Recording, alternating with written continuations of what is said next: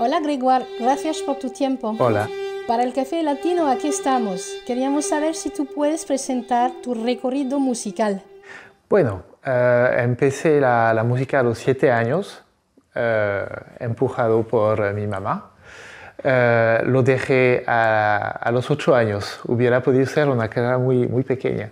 Y finalmente a los 9 años volví a emprenderla. Estamos hablando de aprender a tocar piano. Y luego a los 12 años me puse a aprender guitarra clásica. Y al mismo tiempo hice mi primer grupo de rock. Y ahora, posteriormente, con los años que han pasado, me enteré de que ya a los 12 años estaba creando música. Era un grupo de rock, sí, porque luego hicimos reprise, pero inicialmente quise hacer un grupo para poder tocar una idea musical que tenía. Y bueno, así pasaron los años, compramos material, nos hicimos más profesional, con guitarra eléctrica, etc. Y al mismo tiempo aprendí piano clásico, guitarra clásica. Luego me puse más en el jazz y luego el grupo también, hasta que llegué a mis 18 años y ahí con estudios superiores que me pedían mucho tiempo, solo pude conservar un vínculo con la música a través del canto. Me puse a cantar en 2 coros clásicos. Era muy interesante porque en el primer coro era un coro que preparaba programas para pasar la opción música en el concurso de la Escuela Normal Superior en París. Y entonces la programación del coro dependía de la programación del concurso mismo, así que un año cantamos los rusos del final del siglo XIX, inicios del XX, otro año los franceses del siglo XV, etc., y luego los franceses del siglo XX. Fue muy interesante y en el segundo coro también programaciones muy bellas de la época romántica, notablemente. El director del coro era un discípulo un estudiante pues, de Sergiu Celibidache, y era una persona muy inspirada. Y fue para mí un momento, esos 6 años en coros, en que sin saberlo estaba aprendiendo a escribir. Porque, ¿qué pasa en un coro? Eres una voz entre otras y entonces escuchas tu propia voz evoluir en los ensayos, obviamente, luego escuchas tu voz con otra, luego escuchas la voz de los demás, ves cómo los patrones se repiten de una voz a la otra, etc. Todo eso es escritura. Empecé a tener conciencia de esto y esto me ayudó mucho para lo que iba a llegar luego. Luego pasé unos años sin música y volví a la música a través del home studio. Siempre estas ganas de crear mi música con los medios que estaban en aquel entonces por fin haciéndose más accesibles a todos. Entonces con una computadora y un teclado y una tarjeta de sonido podías empezar a crear música de buena calidad y también me puse en proyectos audiovisuales. Hice 2 músicas de película y 2 músicas de videojuego. Mi primera película se hizo en El Salvador y la segunda en Nueva York. También hice el sonido completo de la primera película, completamente hecha en postproducción, con mi estudio. Y seguí componiendo también mis ideas musicales personales. Realizaba las ideas que tenía en la mente hasta que finalmente me puse a escribir para músicos de verdad. En el momento en que llegué a Panamá, y ahí encontré a un chelista francés que se llama Sébastien Hurtaud, que llegaba ahí para un festival. Lo escuché, recibí una gran bofetada porque era un sonido increíble, una personalidad musical increíble. Y me puse a conocerlo, a encontrarlo y finalmente él volvió a Panamá Más tarde, como 6 meses después, para las JMJ, cuando llegó el Papa en enero del 2019 y llegaba para tocar un concierto adentro de la programación oficial de la visita del Papa. Y entonces, como él tenía este proyecto, le pregunté si podía escribirle una obra con la idea de tomar un tema panameño, del folclore panameño, para hacer ¿cómo se dice? Un contraste con el programa, que era todo música europea, y de repente, para que la audiencia escuche así un tema panameño y crear sorpresa. Y finalmente así hice mi primera obra panameña, luego él volvió otra vez, hice otra obra para él, cello y violín, y luego más tarde hice una tercera obra para un cuarteto. Eso fue un gran cambio en mi vida porque por fin dejaba de hacer mi música en mi rinconcito y estaba creando música para músicos que iban a tocar de verdad. Y luego de esto, todo esto me empujó cuando volví a Francia a parar mi carrera por 3 años y ponerme a estudiar composición y orquestación y armonía clásica por completo, porque tenía proyectos más importantes de nivel orquestal y yo sabía que ahí me faltaban los medios, porque mi formación ha sido en parte conservatorio, en gran parte autodidacta, pero ahí frente a una orquesta no puedes improvisar así, tienes que realmente tener una formación seria, y es lo que hice en la Escuela Normal de Música de París, l'École Normale de Musique de Paris, Alfred Cortot, donde trabajé con grandes músicos, orquestadores, compositores. Fue en las clases de Régis Campo, de Éric Tanguy, que son compositores franceses hiper, mega reconocidos, que se tocan siempre en Radio France, se escuchan en France Musique y afuera mucho también. De alto nivel. Sí, muy alto nivel. Me encantó y desde entonces terminé hace 2 años. Salí de esta escuela, volví a tener un trabajo de oficina y desde entonces sigo trabajando en proyectos con los alumnos, exalumnos de esta escuela. En cuanto a la música étnica, ¿qué opinas de la universalidad de la música? Por ejemplo, cumbia embera y cumbia palenque, es decir, entre indios y negros, ¿que es el mismo ritmo o qué? ¿Qué piensas tú de esta universalidad de la música con los países, los pueblos étnicos? Pues efectivamente he trabajado con ambos tipos de música. En Panamá hice 2 creaciones de música a base de música indígena y una creación a base de música afrodescendiente. Y bueno, a primera vista o primer oído se escuchan muy distintos. Es decir, la música afro tiene voces muy potentes, percusiones muy potentes, es muy afirmativa y también tiene varias explicaciones. Se dice que los negros tienen una voz muy potente por la estructura del cráneo, que tiene más áreas de resonancia, por eso hay tantos cantantes de blues, por ejemplo, que tienen una voz tan impactante, y a mí siempre me da escalofríos. Y de hecho fue por una voz negra de Panamá que me puse a componer mi primera obra, porque cuando escuché este canto que me recomendó una amiga afrodescendiente con quien hacía música, ella misma cantante de música folclórica,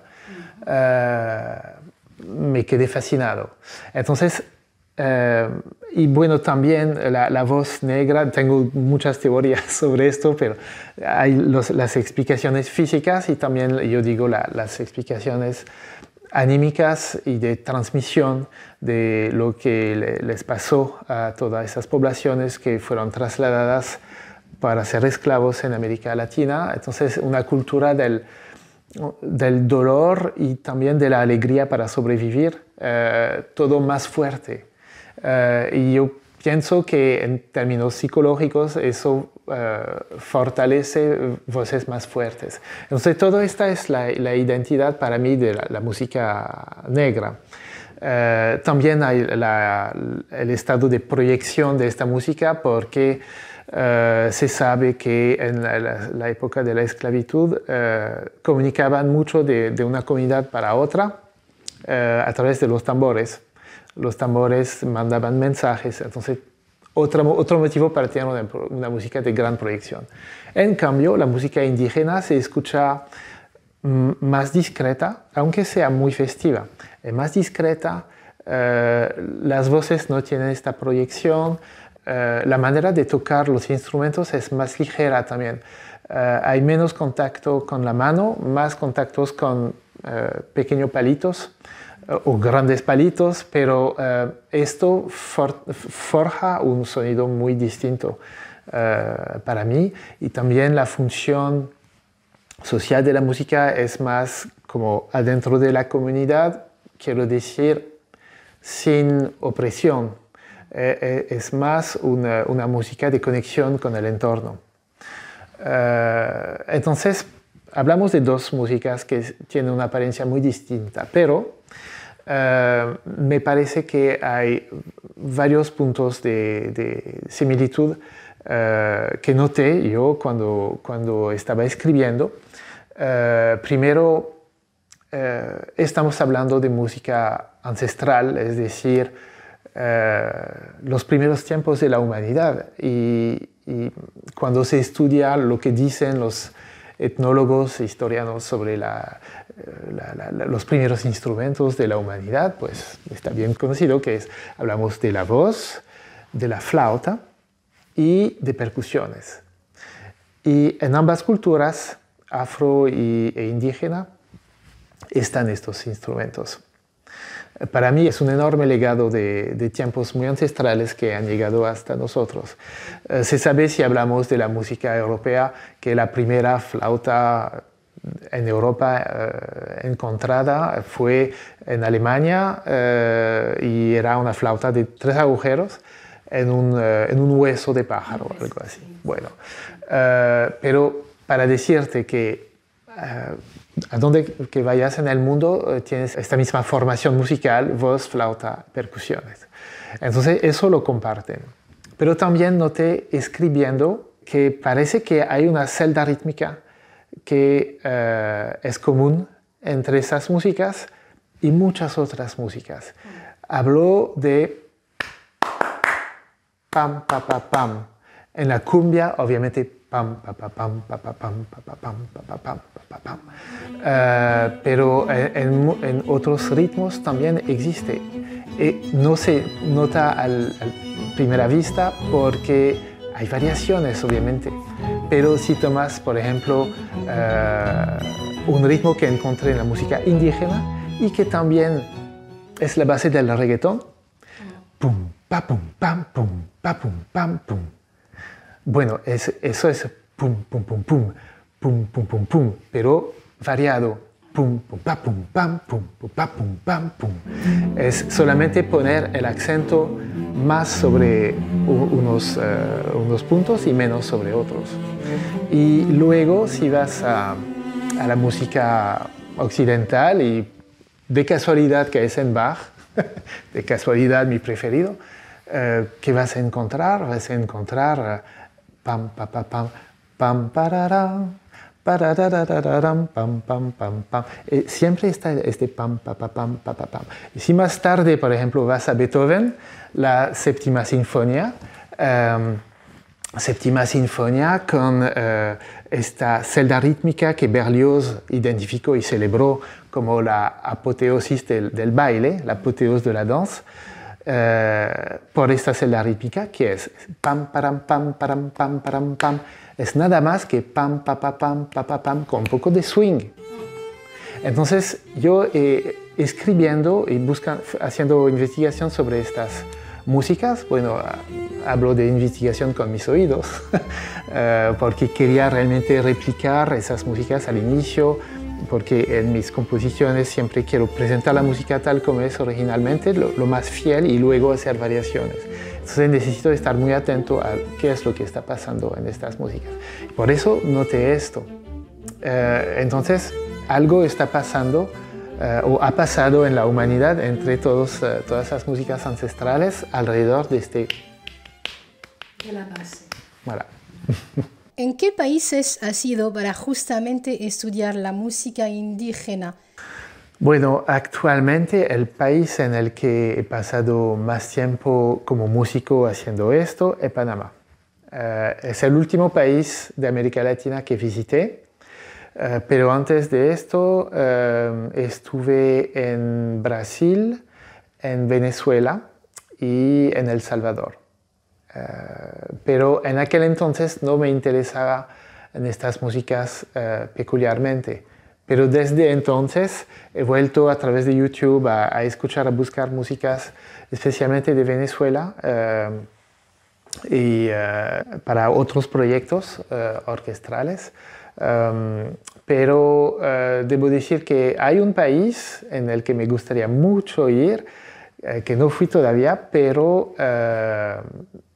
con el que trabajé con dos percusionistas impresionantes, es Colombia, y aprendí las percusiones del Pacífico afrodescendiente a través de estas dos mujeres, Orito y Cantora y Jen del Tambo, que me enseñaron todos los ritmos afrodescendientes del Atlántico, dije el Pacífico, pero es del Atlántico de Colombia.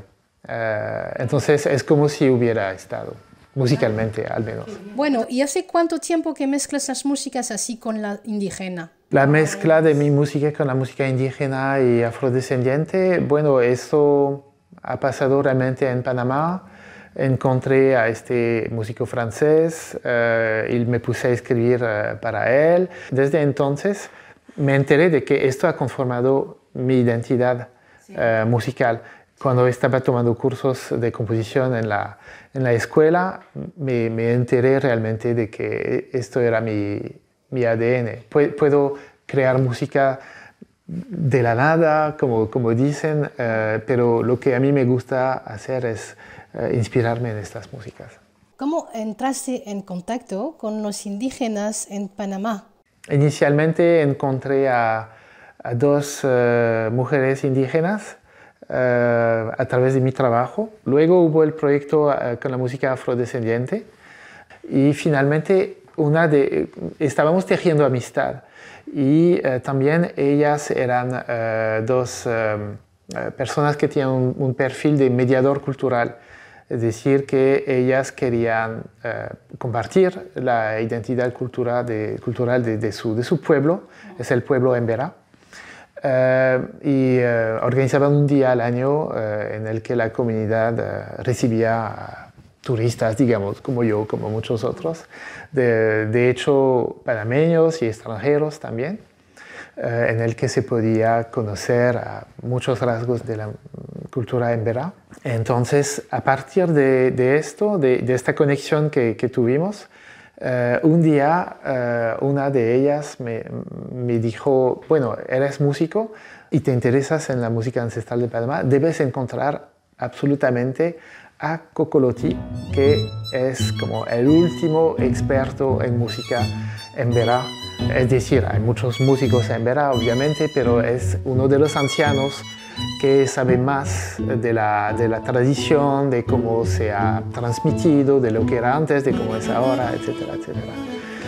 Y de hecho, me enteré de que él estaba, en cuanto había una fiesta importante, lo llamaba de él, etcétera. Entonces, se puso en marcha la idea de ir a visitarlo en su comunidad en el Darién, en la zona fronteriza con Colombia, donde hay muchas comunidades indígenas, no solo los emberá, pero otros también. Y esto ha sido un proyecto muy complicado, nos costó tres meses armarlo, y al final nos fuimos ahí y llevé a unos colegas y amigos y todo, a mi familia también. y pasamos un fin de semana. De hecho, era el día de mi cumpleaños, así que yo estaba muy emocionado. Y encontré a este famoso Cocolotti y tocó con su banda para nosotros. Y conversamos también. Lo entrevisté sobre la música emberá. Lo puse en línea en mi canal YouTube. Hay media hora de entrevista así. Y esto fue realmente lo que me conectó aún más con esta música. De hecho, ya estaba escribiendo mi primera creación inspirada en temas emberá, precisamente. Y entonces encontrarlo a él me dio un empujón, me inspiró un poquito más, etc. Y le gustó absolutamente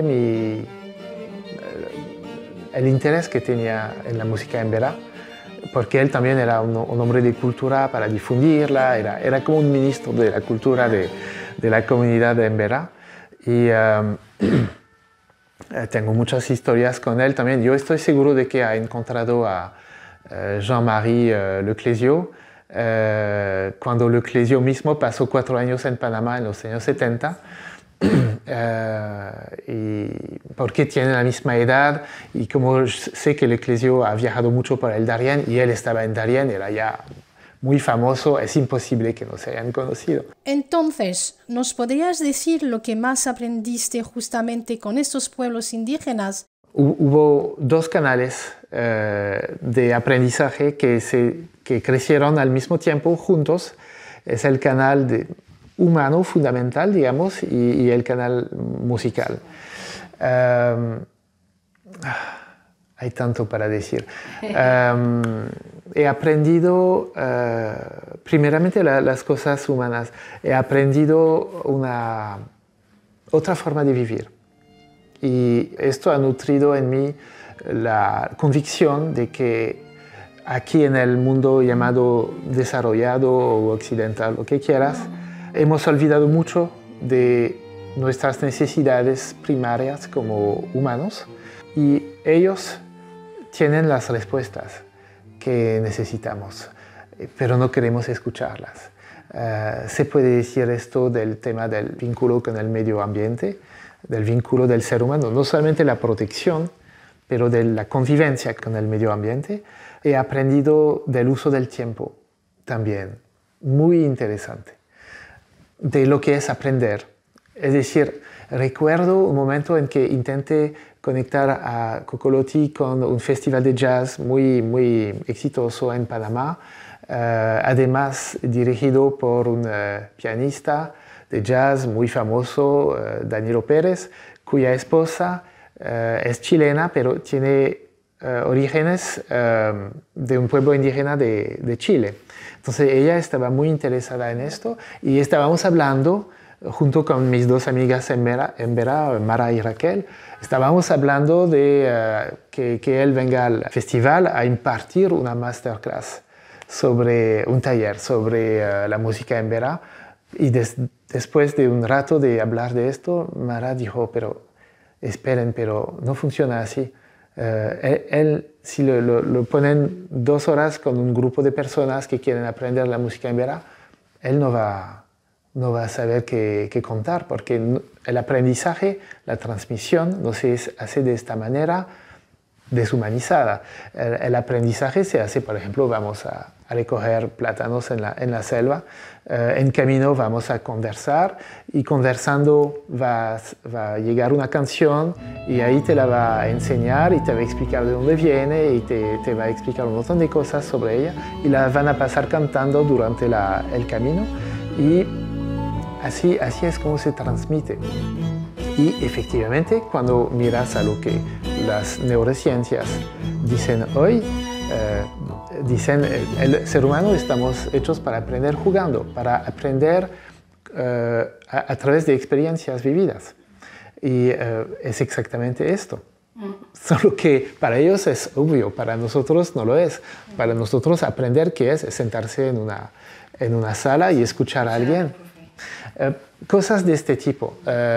Y como músico,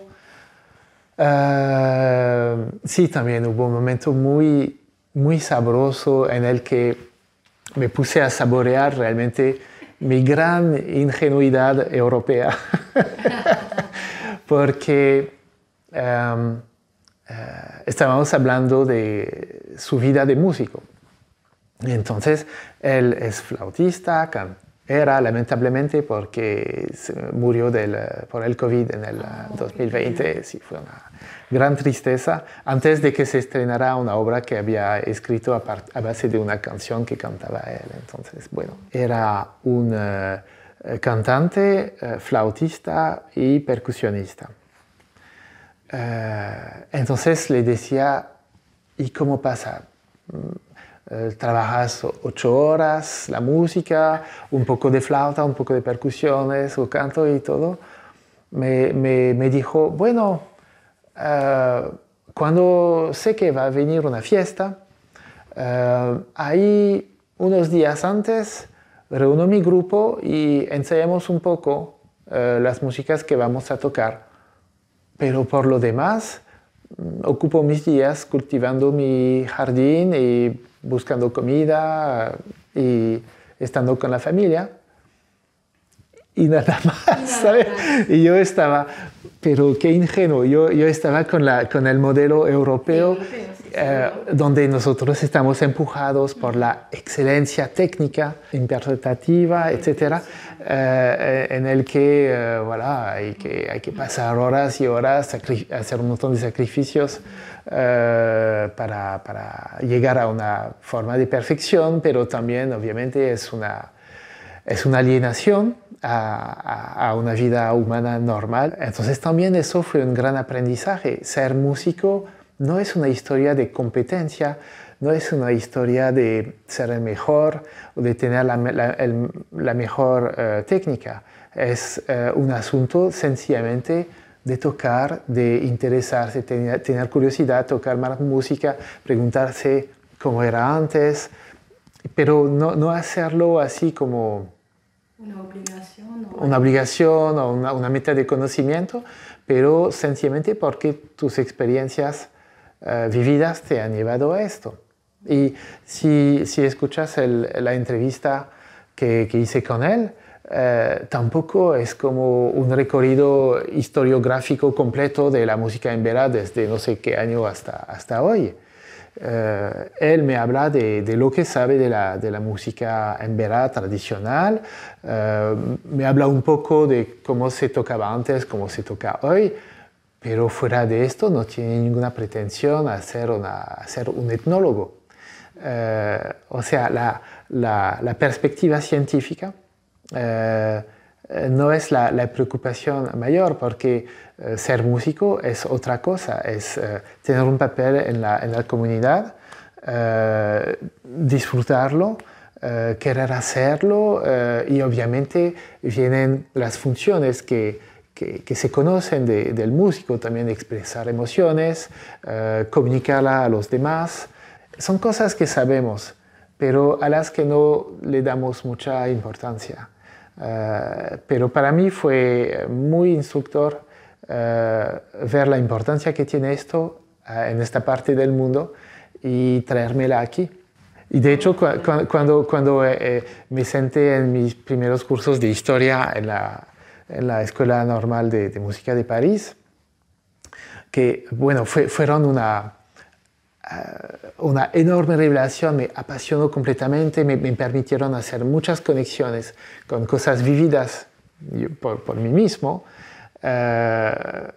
incluyendo con la música, las músicas ancestrales, por conexiones que hacía, por lo que había visto, pero también me sorprendió mucho que nos sentáramos todos y nos dicen vamos a estudiar la historia de la música, y en realidad ¿qué es? Es la historia de la música occidental entre Milano, Viena, París, Londres, Madrid, Berlín y voilà.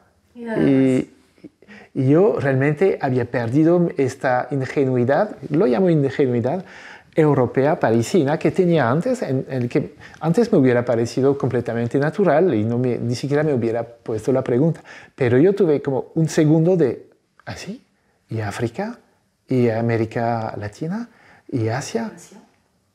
Y luego regresé a donde estaba en París pensé, sí, claro, estoy en París y así se hace en París. Pero obviamente hay mucho que aprender de esta música occidental y de hecho yo mismo, como te digo, hice conexiones con lo que sabía de las demás músicas. Y sé que por otra parte, la historia de estas músicas en otras partes del mundo se enseñan también. Pero el enriquecimiento de haber conocido a Cocolotti, a Mara Raquel y a Tatiana, la que me recomendó este canto afrodescendiente, es lo mismo, no es algo cuantifiable, no es algo que se pueda describir científicamente, es solamente tener otro punto de vista, perder cierta ingenuidad y con esto tener una vista más global de lo que es ser un músico.